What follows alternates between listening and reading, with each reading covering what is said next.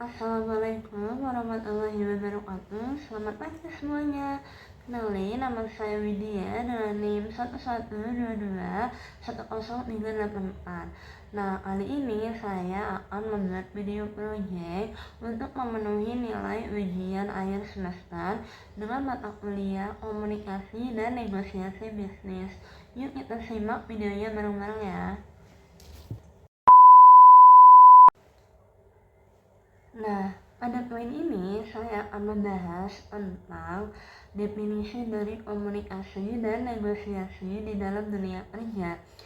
Nah, komunikasi bisnis adalah proses pertukaran informasi antara individu atau kelompok dalam organisasi untuk mencapai tujuan tertentu. Ini bisa berupa komunikasi lisan, tulisan, atau bahkan melalui media digital. Sementara itu, negosiasi bisnis adalah proses interaktif untuk mencapai kesepakatan bersama saat ada perbedaan pendapat atau kepentingan dalam dunia kerja. Negosiasi ini sering kita temui dalam pembagian tugas, jadwal kerja, atau saat menyelesaikan kendala operasional. Tentunya kedua poin ini sangat penting. Mengapa demikian? Karena komunikasi yang baik mencegah kesalahpahaman dan negosiasi yang efektif membantu mencari solusi yang menguntungkan bagi semua pihak. Dengan begitu, kerjasama berjalan lebih harmonis, produktivitas meningkat, dan tujuan perusahaan lebih mudah tercapai. Begitu teman-teman. Nah, selanjutnya manfaat dari komunikasi dan negosiasi bisnis itu sendiri. Di tempat kerja, kita ini mengenal berbagai bentuk komunikasi, baik verbal maupun non-verbal.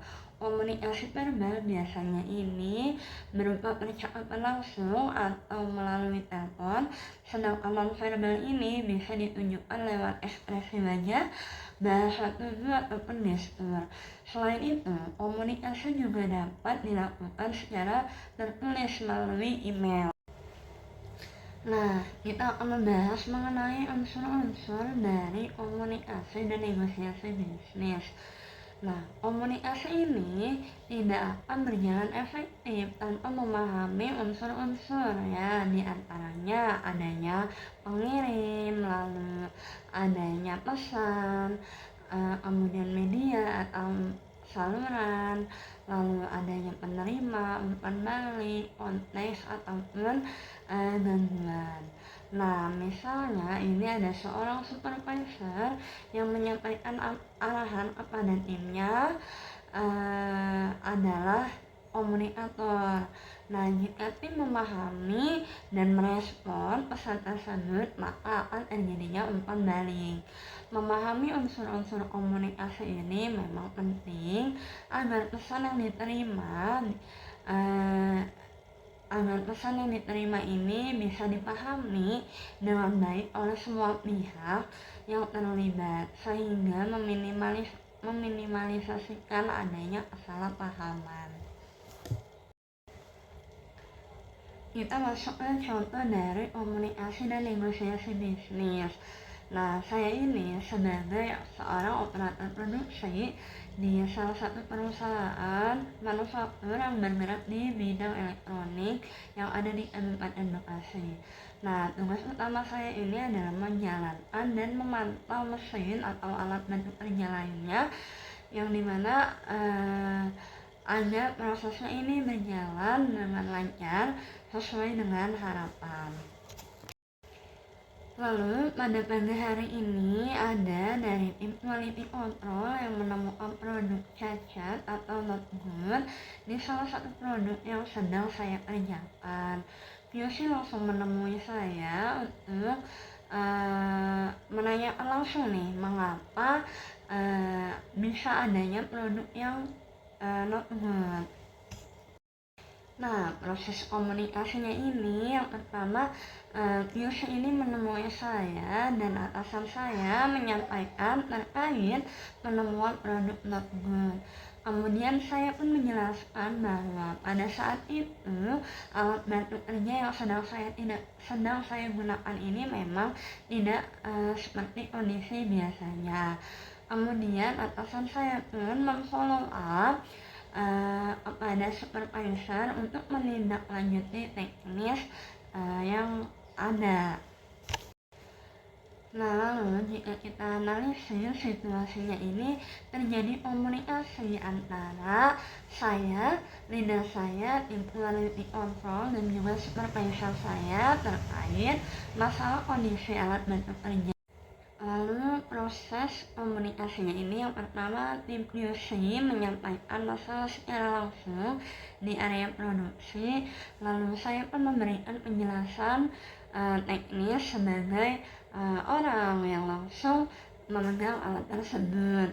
Nah, lalu kami bersama-sama ini melapor ke supervisor untuk memfollow up dan untuk mengambil keputusan selanjutnya seperti apa dan bagaimana penanganannya. Bentuk komunikasi ini lisan secara langsung, tatap muka, lalu hasil dari produksinya ini dihentikan sementara untuk memperbaiki alat bantu kerja yang rusak dan melakukan pengecekan terhadap alat tersebut. Hambatannya yang pertama, produksi harus diselesaikan sesuai dengan target harian sehingga komunikasi seiring berjalan langsung dalam kondisi tergesa-gesa. Lalu tim QC ini memang tidak selalu memahami alat bantu kerja yang saya gunakan, dan juga saya sebagai operator ini memang tidak selalu mengetahui bahwa standar mutu secara detail yang ada itu seperti apa. Nah, yang terakhir ini tidak semua komunikasi dicatat atau dikonfirmasi sehingga rawan terjadinya miskomunikasi. Nah, solusinya ini yang pertama, karena saya sebagai operator produksi tentunya diberikan pelatihan tentang standar mutu pada kualitas produk, lalu QC ini diberikan wawasan dasar mengenai alat bantu kerja yang digunakan oleh operator. Kemudian semua kendala dan tindak lanjut alangkah baiknya dicatat agar tidak terjadi kesalahpahaman di kemudian hari. Lalu menetapkan jalur komunikasi instruktif teknis harus melalui supervisor agar lebih jelas dan struktur. Nah, biasanya memang di perusahaan ini untuk menetapkan jalur komunikasi ini selalu dan juga sering diberitahukan bagaimana alurnya jika adanya kondisi abnormal yang tidak seperti biasanya. Kita harus melapor kepada siapa terlebih dahulu dan bagaimana nanti follow up-nya ini atasan yang akan menentukan tindak lanjutnya. Nah, di sini juga ada studi kasus pada hari Senin 30 Mei 2025 akibat adanya libur long weekend terjadi insiden miskomunikasi antara tim sales dengan tim warehouse yang menyebabkan pengiriman barang ke customer ini terlambat 2 hari yang mengakibatkan customer komplain. Bagaimana nih jika dibuatkan dalam bentuk 5W 1H? Nah, yang pertama ini adalah apa yang terjadi di dalam kasus tersebut. Nah, terjadi adanya perubahan jadwal pengiriman barang dari pelanggan prioritas secara mendadak sehingga perlu koordinasi cepat antar divisi agar pengiriman ini tetap berjalan dengan lancar.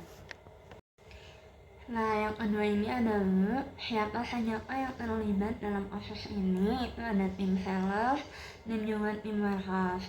Kemudian kapan kejadian ini berlangsung? Pada pagi hari tanggal 30 Mei 2025 pada saat operasional sedang berjalan. Lalu ada di mana proses komunikasi dan negosiasi berlangsung. Komunikasi ini dilakukan melalui grup WhatsApp kerja, lalu dilanjutkan dengan diskusi secara langsung di ruang supervisor. Lalu yang kelima ini adalah mengapa masalah ini bisa terjadi, karena permintaan pelanggan datang secara tiba-tiba dan sebelum adanya pemberitahuan atau persiapan dari pihak sales ke gudang sebelumnya. Lalu bagaimana masalah ini dapat diselesaikan. Nah, tim sales dan juga tim warehouse ini bernegosiasi untuk mencari solusi. Akhirnya sales ini mempercepat pengurusan dokumen dan tim warehouse ini pun menyetujui pengemasan di malam hari. Hasilnya pengiriman berhasil dilakukan tanpa menunggu jadwal lain. Nah, itu tadi sedikit materi dari komunikasi dan negosiasi bisnis. Nah, di sini ada kesimpulan, komunikasi dan negosiasi di tempat kerja ini sangat penting untuk menyampaikan informasi, menyelesaikan masalah, dan juga membangun kerjasama. Unsur komunikasi seperti pesan, media, dan umpan balik harus berjalan dengan efektif.